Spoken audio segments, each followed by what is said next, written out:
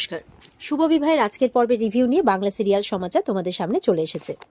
তো আজকের পর্বের রিভিউতে যেটা দেখা যাচ্ছে, সুধা বলছে আমাকে একদম ভয় দেখানোর চেষ্টা করবেন না, কিন্তু আমি কিন্তু ছেড়ে কথা বলবো না, উল্টে আমারই আপনাকে ভয় দেখানোর দরকার আর কি। ভুলে গেছেন 7 বছর আগে আপনি কি করেছিলেন আমার সাথে? বলে দেবো সবাইকে সবটা। আপনার ছেলের সত্যির সাথে সাথে আপনার সত্যিটাও সবাইকে বলে দেবো।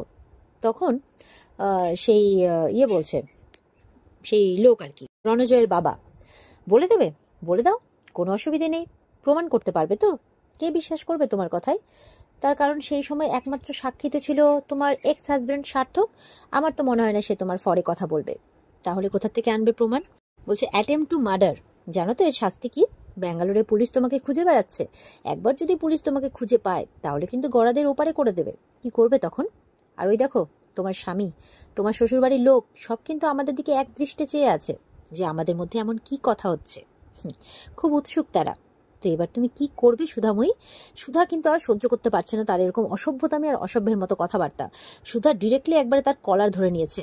আপনার এত বড় সাহস! গড়াদের ওপারে আমি নই, গড়াদের ওপারে যাবেন আপনি আর আপনার ছেলে। তাকে দেখে তো সবাই অবাক। তেজের পরিবার সবাই অবাক। ঠাম্মিরা, তেজের মা বলছে সুধা কি করছো তুমি? রণজয় সুধার সামনে গিয়ে বলছে আপনার আসপর্দা কত বড় হলো এইভাবে আমার বাবাকে অপমান করা সবার সামনে? তেজ বলছে সুধা তুমি এটা কি করছো? তুমি কেন এরকম করছো? তেজের মা বলছে তুমি তো কখনো বয়স্ক মানুষের বয়োজ্যেষ্ঠ মানুষের গায়ে হাত তোলো না, তাহলে এরকমটা কেন করলে তুমি সুধা? তেজ বলছে সুধা তুমি এটা কি করছো? কেন করছো? কি হয়েছে? এদিকে রেশমি দৌড়ে আসে, বৌদি কি করছো তুমি? কেন করলে তুমি এরকম? তুমি আমার পেছনে লাগতে লাগতে, আমার স্বামীর পেছনে লাগতে লাগতে এখন আমার শ্বশুর মশাইকে কি করেছে উনি এমন? সুধা বলছে তুমি জানো না তেজ, উনি একজন কত অসভ্য লোক। উনি আমার সাথে বলতে গিয়ে চুপ করে যায়, কারণ উনি বলছিলেন যে ওই যে জানো তো অ্যাটেম্প টু মার্ডারের শাস্তি কি হয়? কোনো তো প্রমাণ নেই তোমার কাছে, কিন্তু আমি যদি তোমার কথা বলে দিই তাহলে তোমার কি হবে? এইসব কথা ভেবে সুধা চুপ করে যায়। রেশমি বলছে কি হলো, কোনো উত্তর নেই তো তোমার কাছে?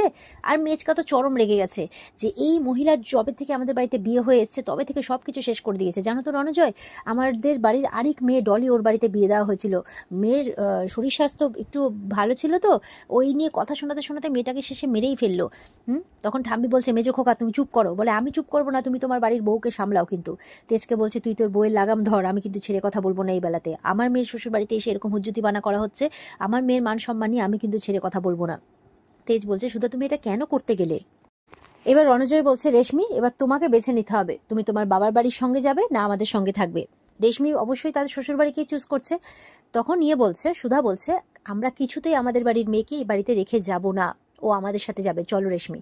রেশমি তখন সুধার হাতটা ছাড়িয়ে বলছে এটা আমার শ্বশুর বাড়ি, আমি এখান থেকে কোথাও যাব না, আর আজকের পর থেকে আমি বসু মল্লিক বাড়িতে আর পা রাখবো না, তাই বলছে। আর ওদিকে তো ঝিনুক খুব ভয় পেয়ে গেছে। সমুদ্র বলছে কি হয়েছে, তুমি ভয় পাচ্ছ কেন?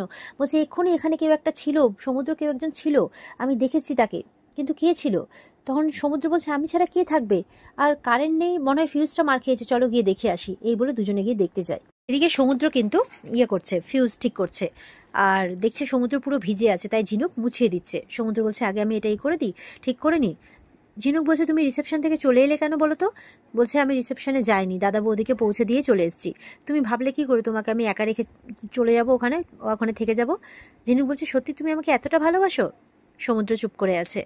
এরপরে সমুদ্র ঠিক করতে গিয়ে দেখে ফিউজগুলো কেউ নামিয়ে রেখেছে ইচ্ছে করে, মানে মেন সুইচগুলো। তখন ঠিক করে দেয়। তখন ঝিনুক বলছে কি, তার মানে আমি যাকে দেখেছিলাম এটা তারই কাজ, তার মানে সত্যি এখানে কেউ এসেছিল। এই বলে চিন্তায় পড়ে যায়।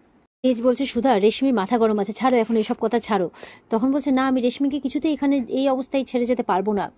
তখন তেজের মা বলছে দেখো তুমি ঝিনুক যা যা বলেছো সেগুলো কোনোটাই তো প্রমাণ হয়নি। ঠামিও একই কথা বলছে। ওদিকে জ্যোৎস্না বলছে যে এখন ওর পিসি কি বলেছে না বলেছে এটা ওদের পারিবারিক বিবাদ, তার উপরে ভিত্তি করে আমরা কি করে বলো এত কিছুর সিদ্ধান্ত নিতে পারি? তুমি বলছো ওর বাবার চরিত্রও ভালো না, কিন্তু প্রমাণ তো আমাদের কাছে নেই না। ঠাম্মি বলছে যে রেশমি দিদিভাই তো বলছে ওর সাথে ভালো আছে, তো বাদ দাও না, ছেড়ে দাও না, এইসব নিয়ে কেন পড়ছো? জ্যোৎস্নারা বলছে আমরা তোর বাবাকে অত চিনি না, তরিতাও বলছে। তখন সুধা বলছে মনে মনে কিন্তু আমি তো চিনি, আমি তো এর আসল রূপটা জানি, কিন্তু প্রমাণ করব কি করে? আমার কাছে তো কোনো প্রমাণ নেই, আর প্রমাণ ছাড়া আমি কাউকে কিছু বলতেও পারবো না, কেউ আমার কথা বিশ্বাসও করবে না। তো রেশমি বলছে আমি আর তোমাদের সাথে কোনো সম্পর্ক রাখবো না। তো ঠাম্মিরা বলছে দেখছো তো রেশমি দিদিভাই কি করে আমাদের সাথে সম্পর্ক রাখবে না বলছে। তো রেশমিকে বোঝাচ্ছে রেশমি ছোটবেলা থেকে তোমাকে এত আদর যত্ন দিয়ে বড় করেছি, একটা সিদ্ধান্ত নেওয়ার আগে ভেবে নিও। বলে আমার যা ভাবার ভাবা হয়ে গেছে। আর এদিকে রণজয় ওদেরকে রাস্তার পথ দেখাচ্ছে যে গেট ওদিকে খোলা আছে, প্লিজ আসুন আপনারা এখন। তো তেজ ওর পাতানো মা বলছে সিকিউরিটি সিকিউরিটি, তেজ বলছে কাউকে ডাকতে হবে না, থাক আমরা চলে যেতে পারবো। এই বলে সুধাকে তাদের মানে নিয়ে যায় আর কি। সুধা বলছে যে ছেড়ে দাও তেজ, আমাকে ছেড়ে দাও। বলে না চলো, এই বলে সবাই মিলে ওখান থেকে চলে যায়। তো রেশমি মন খারাপ করে দাঁড়িয়ে থাকে। রণজয় বলছে রেশমিকে যে রেশমি, আমি প্রাউড ফিল করছি তোমার উপরে যে তুমি তোমার বাপের বাড়ির পক্ষ না নিয়ে আমাদের পক্ষ নিলে। রেশমি বলছে আমি এই বাড়ির বউ, আর ছোটবেলা থেকে আমার মা ঠাম্মি এরা আমাকে শিখিয়েছে যে শ্বশুরবাড়ির মান রক্ষা করতে। তাই আজকে আমার বাপের বাড়ির লোক যা করলো তার পরিপ্রেক্ষিতে আমাকে যে তাদের শিক্ষার অনুযায়ী এই পথ অবলম্বন করতে হবে, আমার খুব খারাপ লাগছে যে তাদের থেকে আমাকে দূরে থাকতে হবে, দূরে যেতে হয়েছে। আচ্ছা আমি শুধু এইটুকু বুঝতে পারছি না বৌদি কেন আমার জীবনটা এরকম ওলটপালট করে দিচ্ছে, কেনই বা বাবার সাথে এরকম ব্যবহার করলো, তোমার সাথে ওরকম আচরণ করছে, আমি কিচ্ছু বুঝতে পারছি না। রণজয় বলছে হয়তো তুমি ঠিক মতো করে তোমার বৌদিকে চিনতেই পারোনি, হয়তো ও তোমাকে পছন্দই করেনি, বরাবরই তোমার খুশি চায়নি। বলে ঠিকই বলেছো, তাই হবে হয়তো, আর আজকে বৌদির জন্য আমি আমার পুরো পরিবারকে হারালাম। রণজয় বলছে চিন্তা করো না, তুমি ওদের হারালেও আমাকে তো পাশে পেয়েছো, আমি সবসময় তোমার সাথে আছি। রেশমি মন খারাপ করে ওখান থেকে চলে যায়।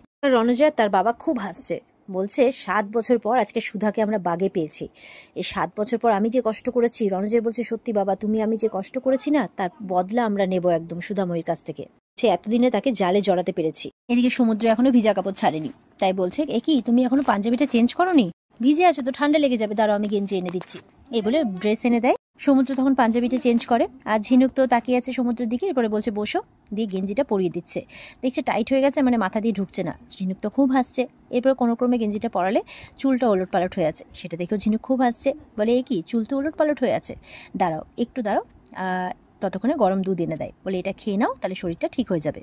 এরপর সমুদ্র মানে ঝিনুকের কাছাকাছি আসার চেষ্টা করলে আবার সেই রাতের কথা মনে পড়ে যায় ঝিনুকের, তার সাথে রণজয়ের বলা কথাগুলো, রণজয়ের সাথে নাকি তার ফুলসজ্জা হয়েছে।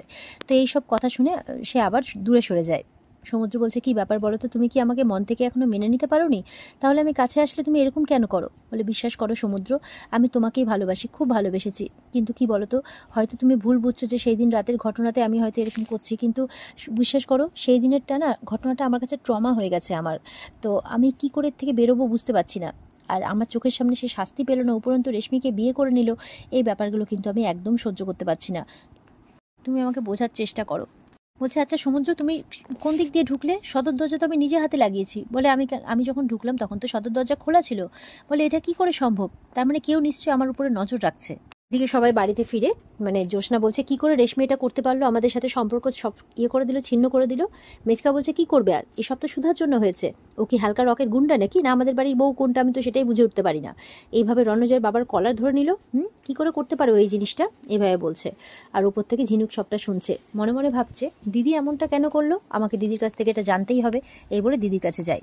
এদিকে সুধাকে ঝিনুক যখন জিজ্ঞাসা করছে তখন সুধা বলছে যে ওরা একটা শয়তান, ওখানে কিছুতেই রেশমিকে রাখা যাবে না। ঝিনুক বলছে ওর বাবার সাথে কি হয়েছে, তুই কি ওর বাবাকে চিনিস? বলছে আমার থেকে ভালো কেউ চেনে না, এই লোকটাই সেই লোকটা যাকে আমার ঘরে ঢুকিয়েছিল সার্থকের অফিসের বস। এটা শুনে কিন্তু অবাক হয়ে যায় ঝিনুক।